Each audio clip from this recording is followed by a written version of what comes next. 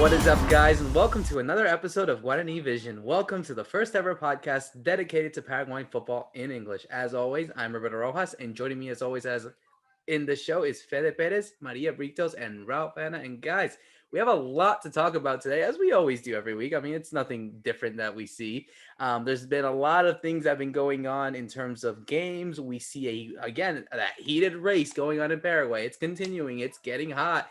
As we get into the end of the season, we got Libertadores coming up. We also got a certain situation with a team that's celebrating its 100th birthday in a couple of weeks that is not going through the best of times off the pitch. But let's go and start this entire conversation. Let's go all the way to the motherland to Fede Perez. Fede, how are you, my man?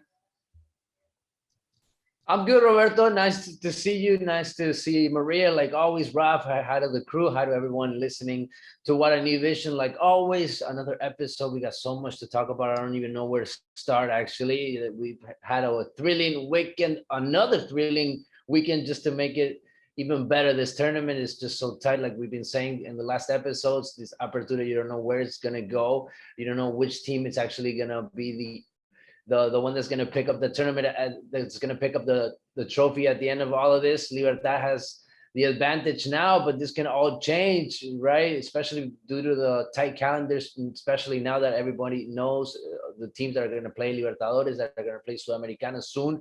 They all know there's tight schedule now, and the coaches are going to have an important job on the rotations, keeping everybody healthy. There's a lot of that going on, I believe, especially with the long trips also that some of the teams have to do. We're going to talk about that. Obviously, an important week for Libertad and Libertadores. They go up against Atletico Nacional. We're probably going to talk about that game. We've already seen one of their games going up against each other. Now they're going to try to make it to the group stage of Libertadores. And obviously the Sportivo Luqueño update, like we said a couple of episodes ago, we were waiting for the assembly that happened this weekend. So we're probably going to talk about also about Sportivo Luqueño. But I must imagine over there in the States, in the United States, it's a thrilling week also because soccer is coming back. Like I was just reading about the MLS. So I'm really happy to see our Paraguayans that are probably going to have an important role in their teams. So looking forward to them also to seeing a lot of goals from them. We'll probably talk about some of their teams, what the expectations they have also for this season. We'll probably do that in the next episodes after we see the first couple of games, see how many of them actually make it to the starting teams. But it'll be fun to see the MLS also coming back, where we have a couple of Paraguayans, and it's going to be important because we got Copa America coming up soon. We have a lot of games for the national team, so we need everybody playing. We need everybody healthy. We need everybody on top of the game because of all of that. But I want to say hi to everybody else. So Roberto, back to you in Connecticut so you can keep on throwing the ball around. Yeah, absolutely. And it's good that you mentioned it. And I'm going to go to Ralph on this one. And being in a city where a bunch of Paraguayans are going there to get vaccinated, but we're not talking about politics this time, but we are talking about soccer. And yes, you're right. MLS is back. Obviously, we have a few Paraguayans that are back playing in the tournament in the season. We have ones in Austin, we have ones in Atlanta, ones in NYCFC, in Portland. So we'll definitely keep our eyes on what's going on. But Ralph, yeah, Pedro has a great point. I mean, now we're at this crucial time. Everything is starting. The major leagues in MLS. You got obviously the leagues happening in Europe and all across the world. The Paraguayan league is heating up. You got Libertadores group stage heading up. Sudamericana. This is the time that, if I'm Eduardo Berizzo, he better has like a bunch of screens to like check on all these players, because he's got to make a list and he's got to check it twice. Not to use a Christmas reference, but he's got to find the right players for that Copa America. But how are you, man? Hey, I'm good. Hi, guys. Hi, everybody watching, listening. Yeah, it's busy. I mean, I was saying to you guys, we need to do this show like 2-3 times a week to try and fit everything in. We got so much happening. There's games every day involving Paraguayan players. I mean, right now we're going to recording when San Lorenzo about to play Santos, and so you have the Romeros. We were just talking off camera that Atlanta just played in the CONCACAF Champions League, and Eric Lopez wasn't in the matchday squad again. So we're wondering what might happen with him. I mean, so much stuff going on all the time. To keep it like focused on the Paraguayan domestic league and the Libertadores, I think, as Fede was talking about, really interesting Libertadores draw for the teams to see, where they might have to go, and some of those kind of storylines of old rivalries renewed and that kind of thing. And then in the league, we had, basically the big guys slipping up. We have Libertad with this huge game tomorrow as we record in Medellin. I think they left like maybe a couple of hours ago on the plane up to Colombia, and they're the ones in the driving seat in the league, as we'll talk about, which is a huge credit to them after we've been talking in the last few episodes of some struggles. So much going on. Looking forward to getting into it. Yeah, absolutely. And I'll go to Maria on this one as we get into our discussion about the Libertadores. As we saw, the Libertadores draw did happen over the last few days. We did see two of our Paraguayan teams know which opponents they will face. In order, we have Olimpia taking on Internacional of Brazil, Deportivo Táchira of Venezuela, and Always Ready of Bolivia. We also have, in Cerro Porteño's case, in Group H, they'll be taking on Atletico Mineiro of Brazil, América de Cali of Colombia, and Deportivo La Guaira in Venezuela. And if Libertad were to beat Atletico Nacional and qualify to the group stage, they would be in the Group F with Nacional of Uruguay, Universidad Católica of Chile, and Argentinos Juniors of Argentina. But Maria, I mean, I'll go to you first. I'm sure you got Libertadores fever. It seems like a common thing for Olimpistas, because they're thinking of the Cuarta. It's been 19 years since they won their last title. I'm sure you're feeling the same as well, as you want to finally lift the trophy after nearly 2 decades. But how are you personally feeling with the Libertadores starting in a couple of days? Hey, no, it's definitely an interesting one. Hey guys, how's it going? And everyone watching, thanks for tuning in again. Yeah, I'm very excited for the group that Olympia is in. We had talked about it in our chat, and we mentioned how they have it fairly easy in paper, against all these teams. Cerro Porteño may have it a little more tough. And Libertad also looks like they can they could take on and continue in the group stage and have an also fairly interesting and fairly easy group stage.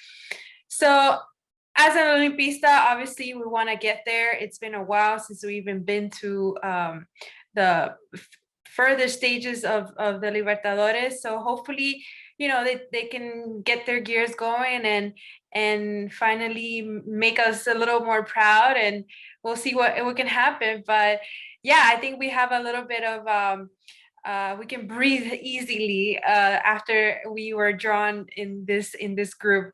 But yeah, looking forward to see what happens, and obviously wishing all the teams of Paraguay, because we want our Paraguayan teams to be represented highly in the international stages. Oh, come on, Maria. I'm sure you want Olympia to win out of all of them. You could admit your yeah, of course. Don't worry. Yeah, well, I mean, obviously, if Olympia doesn't win, I'll cheer on wherever other team it continues in the competition. Yeah, no, definitely. I mean, I'll go to Fed on you on this one. I mean, what is your immediate reaction of the Paraguayan teams? Because I think a lot has been said about the distances that Cerro Porteño have to travel. Obviously, both Olimpia and Cerro will have to go to Brazil. They'll have to go to Venezuela as well. So it's going to be a really packed schedule for both these teams, especially given the fact that they're also in a title race. They're still in a title race. So I can't even imagine what both Orteman and Chiqui Arce are having on their mind, trying to deal with all these competitions where their main focus is, 1, to qualify, and 2, to win. Yeah, I don't know about Cerro Porteño. I think their 4th game is going to be against Deportivo La Guaira in Venezuela due to that travel that they have to do, right? I mean, Olimpia is going to play it right off the bat. It's going to be their first game that they already going to have to travel far away from Asunción.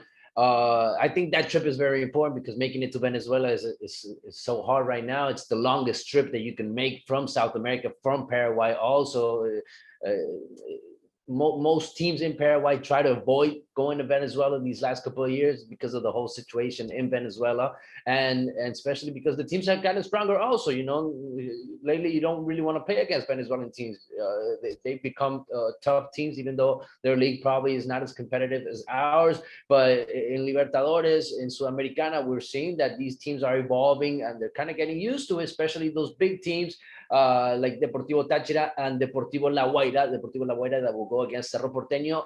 Deportivo Táchira is the team that's going to go against Olimpia in that Group B. I think it's important that Olimpia is going to get that game right off their shoulders in that first game, and then you're going to see yourself probably against the toughest team in the group, against Internacional. Inter from Porto Alegre. Always the Brazilians are really hard for us, so I think that's the team to beat. And then I was really shocked, and it caused a lot of reaction here also, what happened with the always ready Bolivian team, their reaction to the draw. That was a weird video. I don't know if you guys saw it, but the players being filmed as they were watching the draw and them celebrating, seeing what they were going up against. I don't know if they were celebrating because they were happy to be in Libertadores, or they were actually making less of Olimpia. I'm hoping that's not the situation. Olimpia has a big story in Libertadores. Maybe they haven't done it big these last couple of years, but they may show some respect for the Paraguayan team, especially with all they have. And Bolivian teams really lately, they haven't made it that far in Libertadores. So I'm actually very surprised. I don't know if you guys saw the video, but I was actually shocked, and it even caused some reaction from the Olympia players on their social media. I was even seeing that some of them actually had reactions to the whole situation. We'll see what happens when they go up against each other, but that's already firing up that game. Talking about Olympia, I think Cerro Porteño has really tough teams, even though America de Cali has struggled. Most of Colombian teams right now are going through this very tough moment. Money wise, they're not selling much players. That's a league that's usually accustomed to that, to selling good players, making a lot of money, selling them straight to Europe, and that's not going on lately for them. And so I don't think America de Cali is that strong right now, especially they've been in the second division not too long ago. They're trying to come back into that international stage where they were actually accustomed always being. They're actually a very historic team, we could say, also in the Libertadores. They played it several times, but right now you look at Colombian teams that they don't really look that strong, especially America de Cali. And then you have another Brazilian like Atletico Mineiro that's going to bring some memories back for the Paraguayans, especially for Olympia, but they're going up against Cerro Porteño this time, so we'll have a new history against these rivals. That should be fun.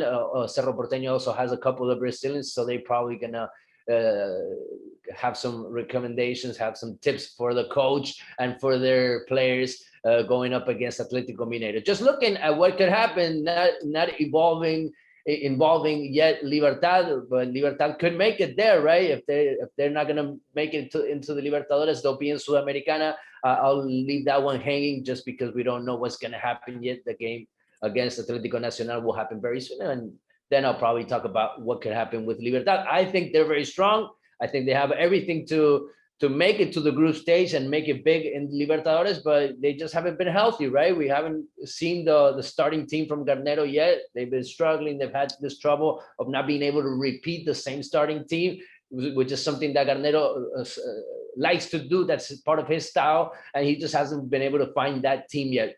Still, they're first in the Paraguayan League, and they're just one step away from making it to the group stage in Libertadores, which will give them a lot of money, and especially a calendar filled with really good games against strong teams really soon coming up. I did see that video, Fede, that you were mentioning about Always Ready. It was quite surprising. The person I saw on social media that replied is Ergas, the left back for Olimpia from Uruguay, who was saying something about let's see on the pitch, and definitely, it kind of fires up the Olimpia team. And it reminded me of another famous left back from Uruguay that played in Paraguay, Walter Lopez, who played for Cerro, who has that famous moment of saying, don't, how would you say it in English? Don't party too soon, don't celebrate too soon, because, whoever laughs loudest. There we go. Got that. And that was in reference to when the championship went down to the final day back in around 2012 or something. But yeah, I think it's interesting, the draw, that you have both Cerro and Olimpia have maybe a slight advantage that their last two games are at home. So by having your last two games at home, you can, even if you're kind of behind in the table, you can maybe hope to do enough. And you also get that sort of time to build yourself into the tournament. Of course, having said that, Olimpia last year had their last 2 games at home, and they lost both of them to Santos and Delfín, and they ended up getting knocked out. But you would think in theory that helps the teams. I would say between the two, Cerro have it slightly easier. As Fede mentioned, I think América de Cali maybe isn't as strong as say having to go to Táchira, and remember, Always Ready is at altitude, so they have to go to La Paz, always very difficult. And then actually Cerro against, if you look at the 2 Brazilian teams, who are probably going to be the teams to beat at the top, Cerro actually have a very good record against Atletico Mineiro. They've never lost in the Mineirão. They played there 3 times in Libertadores, and they're yet to lose. I think they've won once, drawn twice. So they actually have a bit of history there, which is a positive for Cerro. And I would say, between Mineiro and Internacional, maybe Internacional's a team they're starting to perform better.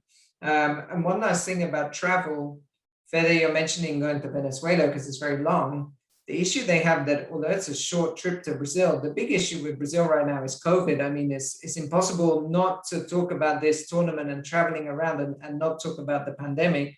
Today, there was news that CONMEBOL said they have bought 50,000 doses of the vaccine, of Sinovac vaccine, to give to players. Their plan is to give it to players. And that's probably in response to these huge issues they're having with Brazil. I mean, the pandemic's really out of control there. Brazilian teams are the strongest teams. They're the big draw money-wise because of TV, and they're traveling to other countries. And they're often bringing infected players, and it's causing problems with the government. So we saw recently the qualifier between Independiente del Valle and Gremio couldn't be played in Ecuador. In fact, it ended up being played in Paraguay, a neutral venue, because the Ecuadorian government refused the Brazilian team took to the pitch. They couldn't leave the hotel. They were kind of in quarantine. So, I mean, I think one of the issues with Brazil is not just the strength of the teams on the pitch, is now all these logistical difficulties you have with traveling around, and particularly with the pandemic. So there's so many kind of factors now with this tournament happening. And then you have to think about going to these games. Do you take your whole first team squad? What happens if you get an outbreak? For example, in Brazil, you would take that all back to the local league, and you could drop points in the local league with both of these teams fighting for the title. Maybe you would go to an away game thinking, we probably won't get a result in Brazil anyway. Should I just take like a second string team, not win the game, and make sure at least, I don't kind of contaminate my first team squad? I mean, it's going to be a logistical nightmare really for the coaches and the administrators to try and navigate through all this minefield right now. Yeah, no, I think it's going to be really interesting to see how all of this goes into play. I mean, obviously it's already a packed schedule for all of these teams, and just you look at the logistics, and like you said, Ralph, anything can happen because this pandemic is not done yet. It's not done. So there could be an outbreak, and there could be games canceled or postponed or whatever. We've already seen that in the early stages of the Libertadores, and I'm not surprised that it would happen in the group stage. So yeah, there's a lot to talk about on and off the pitch. I love it. I mean, well, no, obviously I don't like seeing the stuff in the pandemic, but you get my point. It's definitely much more interesting, to say the least. But yeah, going back to what Olimpia and Cerro have, I think they have very accessible groups where they can go out and get results that would allow them to qualify to the latter stages. I think Olimpia might have it a little bit more easier than Cerro. This is my personal opinion. I think Cerro are going to have it to battle it a bit more. I think Libertad, if they do make it, they definitely will on paper do well, but again, anything can happen in this competition, so we can't make any promises. It's not just about the teams that they go up against, Roberto. It's also how many players you have available. I think Cerro Porteño and Olimpia don't have that many players available as Libertad does. Their squad is a lot bigger.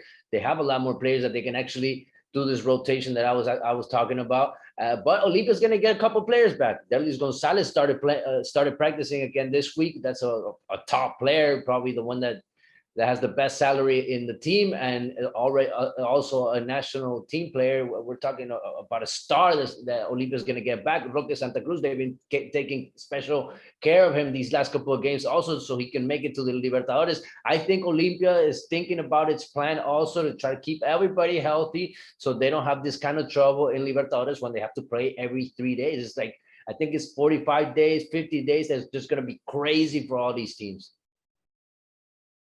Yeah, no, I agree. I think it's definitely going to be crazy to see how all these teams are going to have to play these games and what players are available, how they're going to rely on it, what importance will be given to certain games, because it all depends on how they do. I mean, if you're in a situation where Cedro have 2 games where it's must wins, where they have to win the league and qualify out of the group, what do you do? What do you do? Same for Olimpia, same for Libertad if they were in that situation.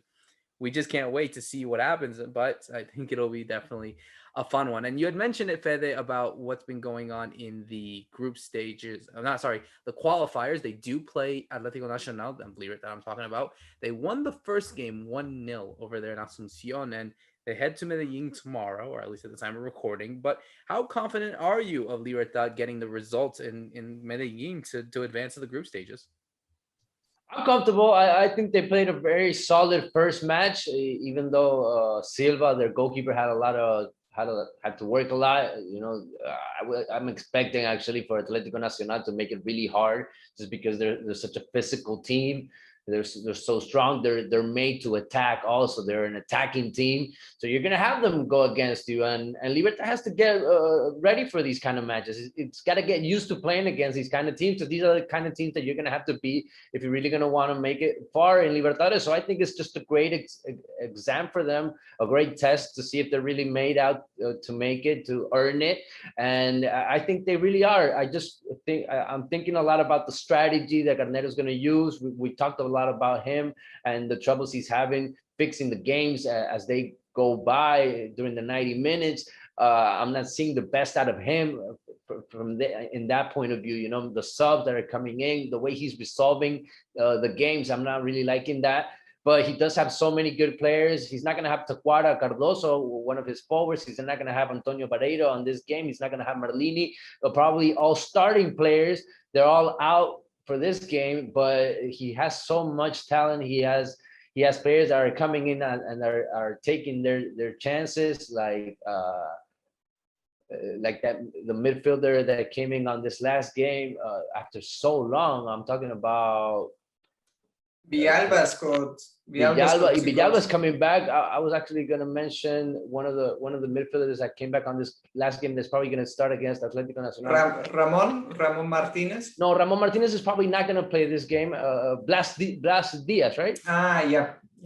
Blas Diaz is going to probably play in that midfield, if I'm not mistaken the name. Maybe you guys can help me out. Blas Cáceres. Blas Cáceres. There we go. That's the name that wasn't coming into my mind. Blas Cáceres has come in the team these last couple of games, and he wasn't even in the plans in the first games. That's why I wasn't even remembering him, because Garnero almost erased him from the team, from the squad. And this is not the only name. I can say the same thing about Ivan Pires, and he's the starting right defender right now, and look what's going on with the squad. So these are all improvisations that Garnero is doing, and I think he's getting the results. That's the most important thing right now. You don't expect for Libertad to be playing at 100%. You don't expect for Libertad to be at their top game yet, but they do have to work on their way up to get to that. And as you get everybody healthy, you just got to win games. And I think for this match in particular, you're going to have to put your best physical team out there, probably put Adrian Martinez up there, a very physical player. He likes to pressure up high with Sebastián Ferreira. If he puts in those kind of players, I think he can really make it hard for Atletico Nacional. If he just gets one goal up there, the away goal could make the difference also in this game that's coming up. I was just looking at the history of Libertad in Medellin, and I think they only won once, but that was against Independiente de Medellin. But if you guys remember, in 2019, they were in exactly the same situation. They had a 1-goal lead, a 1-0 lead. They went to Medellin to play Atletico Nacional, and they actually lost 1-0 on the night, but they managed to win the penalty shootout, and and they qualified. And I think I also see it as this very kind of tight game. I think you would see from the home team side, from Atletico Nacional, they're not going to want to push and get themselves caught on the counterattack. That would be too obvious. So they're going to have to play slowly and play patiently and try and pick holes in Libertad. And you could imagine them, really trying to wear down Libertad with a lot of possession over a long period of the game. So what will work for Garnero is if he can get those players in the central midfield that can win the ball back and not let that happen. And I think Blas Cáceres had a really good game against Guarani. I was also surprised to see him in there. And I think it helps in a way that Tacuara and Merlini aren't playing, because what we've seen when those two play, they're not really clicking as a team. I mean, of course, the quality of Oscar Cardoso is, we know how good a player he is, but I think maybe in a game like this, it will help that he doesn't feel he has to pick Cardoso and then play around him. He can play with Martinez pressuring and Ferreira, like Fede mentioned. So that should help them. And also we know that Rovira, he was out in the first game for Atletico Nacional. I think he's still out.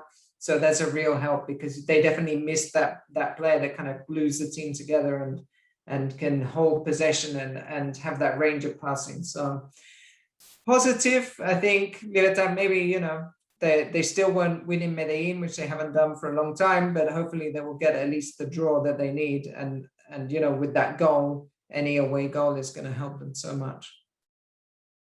Well, I was gonna agree with Fede that I think there's a problem that comes with having so many players available, and now Garnero doesn't know what to do with all of them and experimenting back and forth. So obviously they have a great team despite who plays, and the last time that they were in the same situation, like Ralph said, with Nacional, they actually won, and Atletico Nacional was eliminated from the competition. So I think they have a very good chance of doing so. Hector Villalba looked great in his last game, and although their game last week with where Christian Baez scored very late in the game, it's a little worrisome, because you don't want that kind of situation where you have so much time available for the other team to score, and you end up scoring in the last minute. But I'm very, very positive as well, and that they will continue through this competition and eliminate Nacional. This team is too big for Sudamericana, Roberto. If this team doesn't make it into the group stage, it's a total failure for them. They have just so many stars. If they don't make it, this team is just too much for Sudamericana. That's what I think. But on a silver lining, don't you think that they could focus on that if they are eliminated? Because they definitely have the quality to win it. Yeah, they're actually looking for an international title. If it's Libertadores or Sudamericana, it's just the same for them. For Cartes, their president, for the project in Libertad itself, they're actually looking for an international. But they want to make it big in Libertadores. They've already been semifinalists once, and they've been so close a couple of times, and now they probably have, like never before, so many stars, so many players.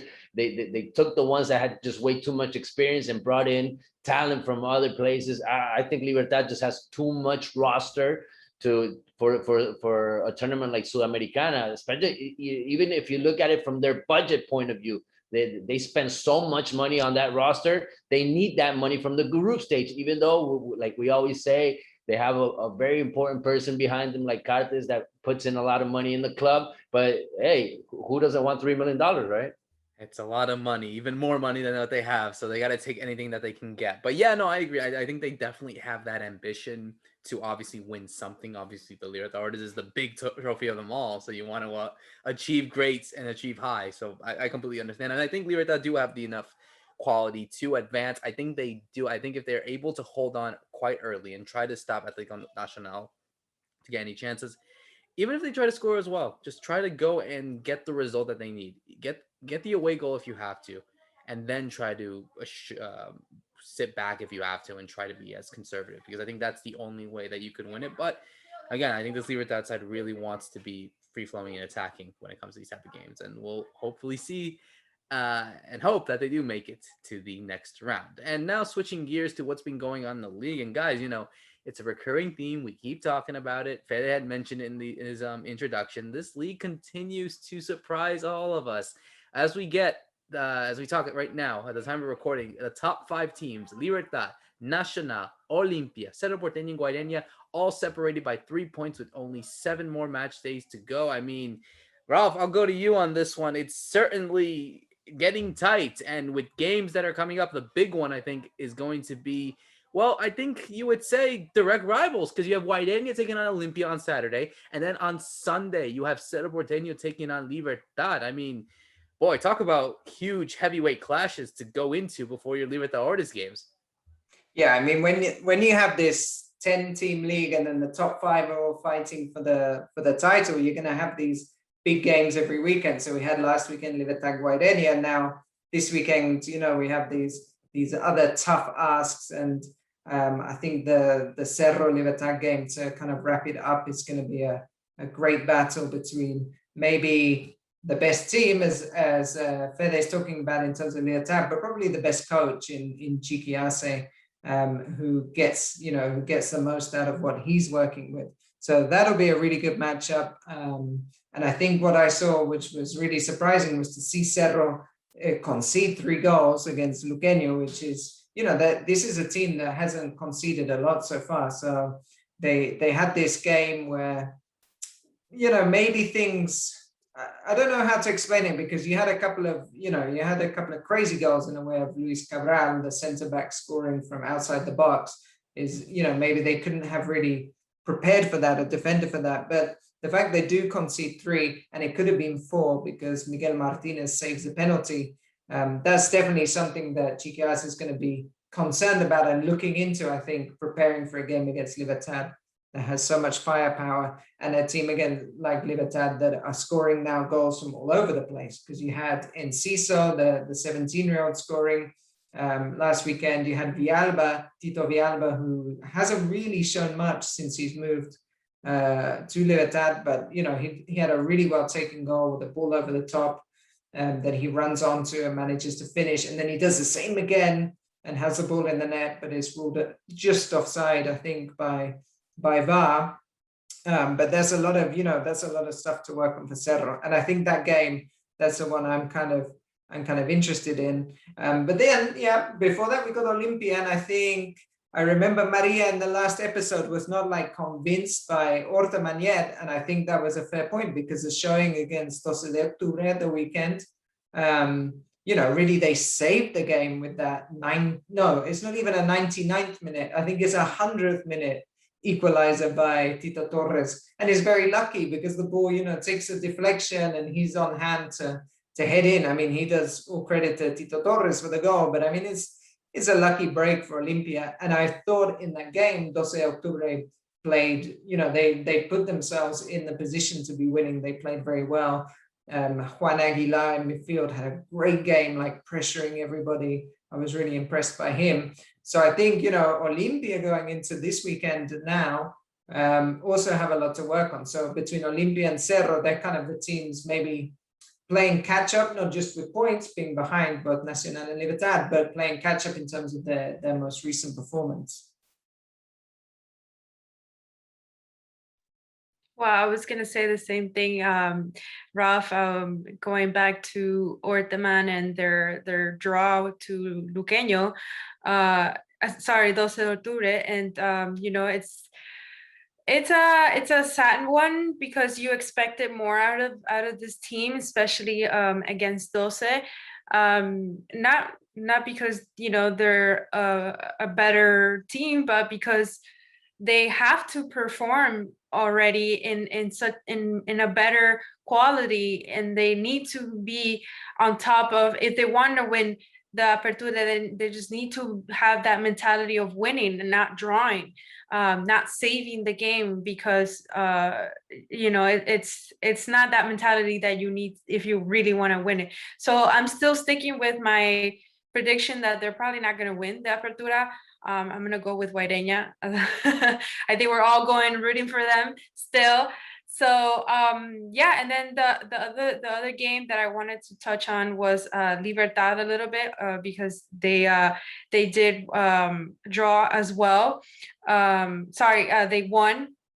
And coming with this team that they have right now, they're doing so much better. They have high spirits in their next competition, and I'm looking forward to seeing more out of them. I think they've been lost kind of in the competition. They haven't done a lot, and I really enjoyed what I saw from them. And yeah, it's just a crazy competition right now. I can't wait to see who's going to be on top next week. No, definitely. It could change gears any time of the week, and I'm excited as well. And yeah, I think right now at this time, and we always say it every week, that these crucial games, it can change from there to there in any moment. So it's all about what of those teams is the most consistent, because you don't want to be back having to get points and lose them and having to get them back before the season ends. I mean, Fede, I know you know very well that with this type of tournament, all of the games matter. And we had actually a conversation that we spoke to a former player that when you are on these teams like Olimpia, like Cerro, like Libertad, you have the obligation to win. You cannot afford to draw, let alone lose such a game like this, especially in this type of situation that's going on in the league. One game at a time, guys. Chill. We're gonna have to take it this way. I think from now until that last game, right? It's so hard to predict what's gonna happen, just because of what Roberto's saying. The team wins and then it loses. It looks like it's the toughest. It looks like it's the best team in the league, and then they look like the worst team in the league. This is when this going on. It's been up and down. It's been a really weird tournament. Usually we don't have this in the Paraguayan league. Usually there's one or two teams that go away from the rest and get away from the pack, like I like to say, and that hasn't happened yet. From the playing, from the style either, you're not seeing. I get Ralph's point that Cerro Porteño looks strong, but they just conceded 3 goals.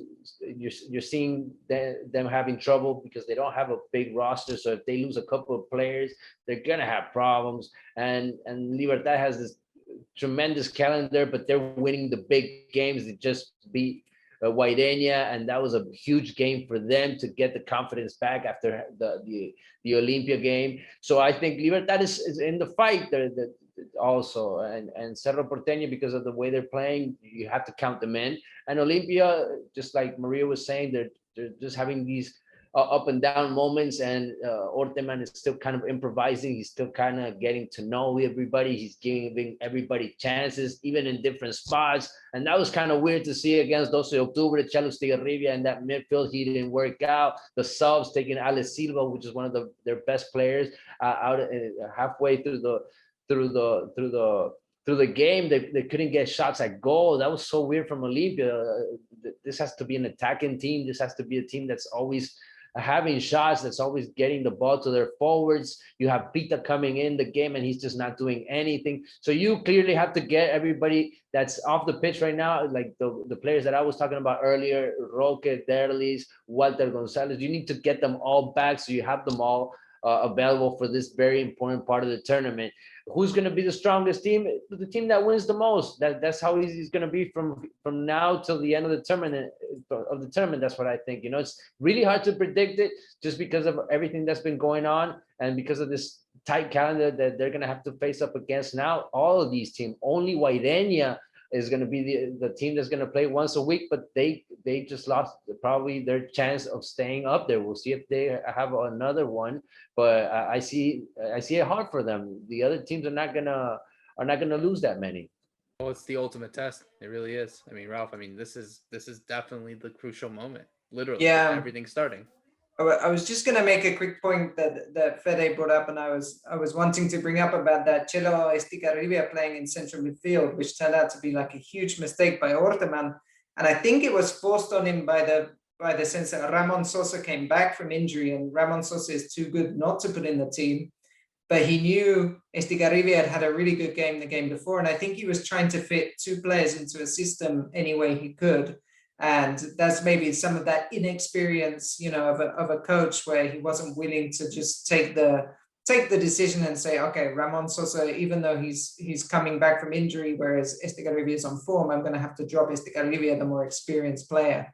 And I would suggest we see against Guarani that he brings back Jordan Santa Cruz, or he brings back like a more, or Richard Ortiz, if he's fit, like a more traditional central midfielder, because that was a really strange formation that he set up. And also it was a very strange situation that if you looked at Olympia, they had about 5 or maybe 6 left-footed players, which you don't see very often in a team. That the team was just naturally unbalanced because of, you know, all these players he was picking just happened to be left-footed. One is missing as well, of course, for the next game, which will be Alcaraz, which is a big miss, I think, against a Guarani team that can be very direct and nice to put crosses into the box. Alcaraz was sent off.